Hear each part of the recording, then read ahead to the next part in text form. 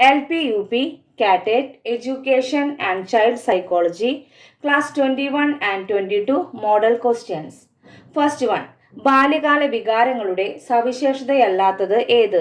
Option A ക്ഷണികത, option B ചഞ്ചലത, option C തീവ്രത, ഓപ്ഷൻ ഡി സ്ഥിരത. ഇതിലെ ബാല്യകാല വികാരങ്ങളുടെ സവിശേഷതയല്ലാത്തത് ഓപ്ഷൻ ഡി സ്ഥിരത. ക്ഷണികത, ചഞ്ചലത, തീവ്രത ഇത് മൂന്നും ബാല്യകാല വികാരങ്ങളുടെ സവിശേഷതകളാണ്. Second one. ബ്രിഡ്ജസ് ചാർട്ട് സൂചിപ്പിക്കുന്നത് എന്തിനെയാണ്? വൈകാരിക വികസനം. Third one. ബ്രിഡ്ജസ് ചാർട്ട് പ്രകാരം ആനന്ദം ജോയ് രൂപപ്പെടുന്ന പ്രായം 2 വയസ്സ്. Fourth one.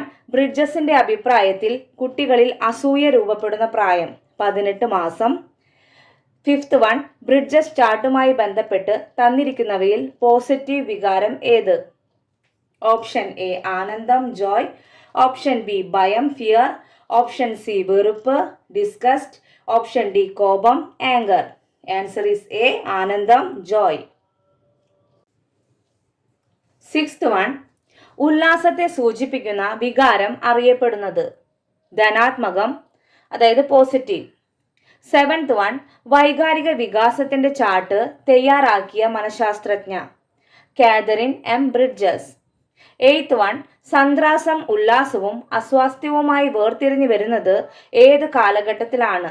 3 മാസം. Ninth one.